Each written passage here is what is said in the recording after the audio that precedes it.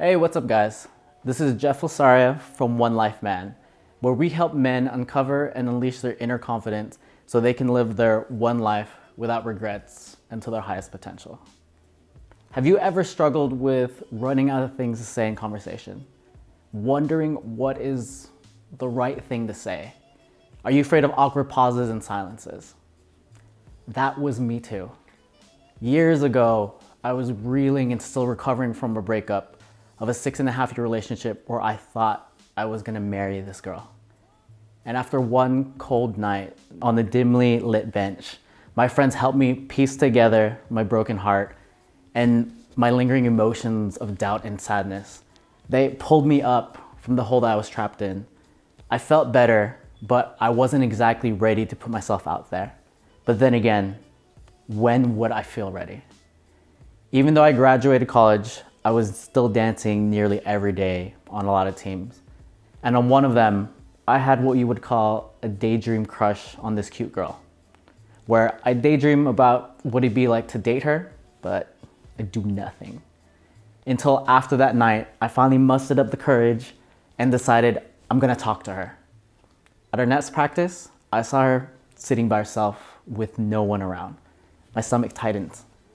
And despite this, I managed the fear and I pushed aside the furious butterflies and I squeak out a meek, hey. I get out through the typical boring conversations and now I'm in unfamiliar territory. The boring chit chat is done, so what now? Oh shit, I didn't fucking think this through. And her attention is on me. Oh, wow, her eyes are pretty. Jeff, you gotta fucking focus. What do I say now? But I feel it coming, an impending doom that I'm so desperately avoiding, and as much as I try to stop it, my heart drops. Oh God, here it is, pure and utter silence. My heart is racing, my body's tense, and I'm drowning. I'm flailing for topics, and I'm trying to get my next words. I just can't take it anymore. I'll talk to you later, and I just walk away. Fucking awkward. But this inspired me to become a better conversationalist and more confident in general. I told myself it's gonna be different next time. And I wanted to learn how to effectively communicate better, especially in high pressure situations like talking to an attractive girl. So after devouring conversation tips, everything that I could find, and going out with friends to bars, clubs, starting a conversation with random women, strangers, people everywhere, I was eventually able to go from like this bumbling idiot to someone who could actually just look in her eyes and just have conversation easily with her. This is what I learned. In live conversations, we have to deal with these intense emotions where there's no pause button. I can't just walk away and think of a response, then come back. There are plenty of techniques that you can just Google, you can YouTube that are gonna help, but let's not waste our time with those techniques right now. And let's focus on the foundations that will make those better.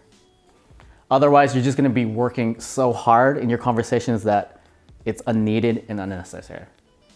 Number one, don't be perfect. In our world of crafted social media profiles, we paint these picture perfect lives to people. And I notice with clients, perfection just gets in the way of trying. I had this conversation where I had to be super smooth and James Bond and completely composed, or else no one would like me. Not as a lover, not even as a friend. And after thousands and thousands of conversations, at this point, I know this is false. I found that making a mistake in conversation isn't the end of the world. Most people in general, pretty forgiving. Most mistakes that you make in conversation aren't a big deal. But I'm gonna be honest with you. Most of your conversations are not gonna be smooth, especially in the beginning. So allow yourself to fail so you can try new things and experiment with what works and what doesn't. Conversations don't have to be perfect. You might have heard the quote, perfect is the enemy of good. So don't allow yourself to fall into this trap of wanting it to be perfect. You'll be focusing more on the conversation inside your head instead of actually focusing on the present and the actual conversation that's happening in front of you. So please give yourself permission to fail and stop trying to be perfect. Which brings us to number 2. Breathe to manage your fear.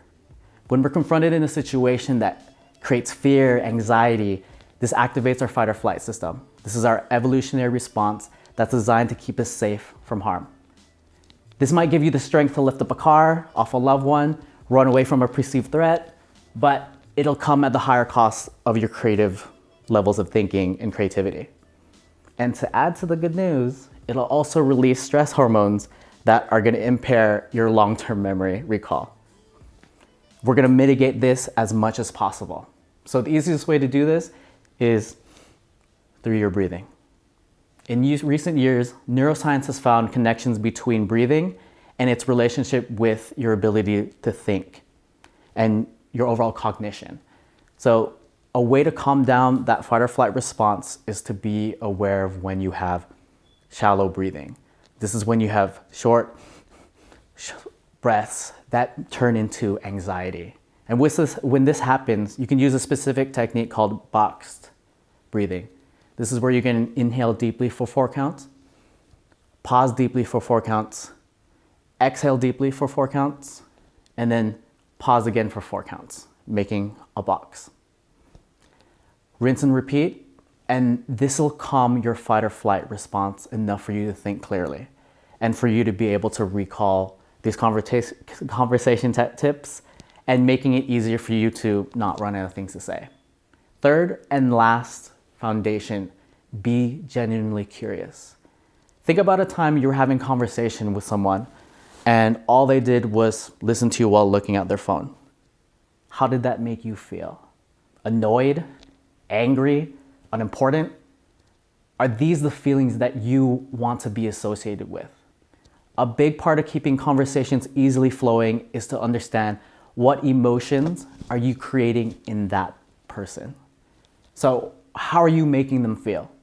When you can make them feel important, feel interesting, feel good about the conversation that you're having, they're gonna become more comfortable and obviously the conversation will flow easier. But this interest must be genuine. And coming from a place of curiosity is the easiest way to be naturally genuine. So remember this, everybody has an interesting story. It's your job to uncover why that person is interesting. It makes generating topics easy because when you have curiosity, the goal is to learn. And to help clients, I created what I call the Curious 4. And these are conversation topics that you can draw on to never run out of things to say, but I'll cover this in a future video. For now, let's focus on one big topic, the biggest topic people love, themselves. A trap that most people fall into is only uncovering the basic facts of somebody, like where do you work, where do you live, what do you do for fun? This is okay, but if you stop there, you'll only have surface level conversations. As human beings, we want to connect, we want to bond through the stories we tell. Uncover those stories behind their facts. Getting the name of the restaurant she works at isn't as powerful as knowing why she works there. It lets her pursue the dream of her being a backup dancer. It has the most flexible schedule because it allows her to go to dance auditions in Los Angeles. When you can uncover the story behind the facts, conversations become a lot easier. So let's go over common mistakes and pitfalls. People will often look to others to see how they should respond. If you make a mistake, it's not a big deal. Don't make it a big deal and it won't be a big deal. Next pitfall, focusing on box breathing too much where you can't even pay attention to the conversation. To help, box breathing while in regular conversations, that's when you're gonna practice. You'll learn the details of using it in an actual conversation where it's not obvious that you've trained your breathing, where they can actually hear you. You're going to naturally learn the pace of the breathing. More importantly, box breathing is about slowing down your breathing. And as long as you can do that, you're good. It doesn't have to be perfectly counted to 4. So if it's distracting you, just focus on slowing down your breathing while being engaged in the conversation.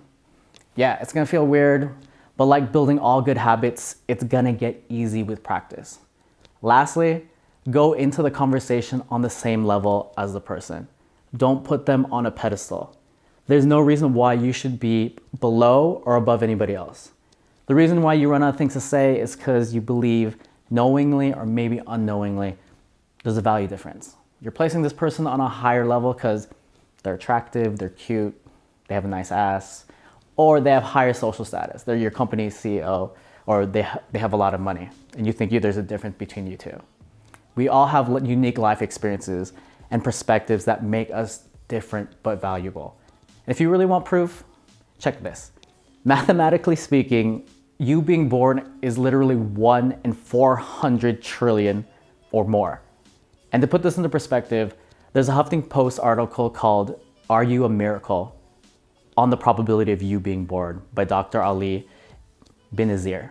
And it says, it's about the probability of about 2.5 million people all rolling one single trillion-sided dice and getting the same number. That's like San Diego all rolling a number 1. You are a miracle. Remember that. If you like this video, please subscribe to our YouTube channel right now. Click the subscribe button. And if you want exclusive conversation techniques, confidence techniques that we only share with subscribers, head over to One Life Man, sign up for the newsletter. It's free. Now, I want to turn it over to you. What are the 3 foundations you guys are going to use first? Are you going to let yourself fail more? Or are you just going to be genuinely curious and be interested in people? Let us know by leaving a comment right now. And remember, guys, we only get one life. Live on it.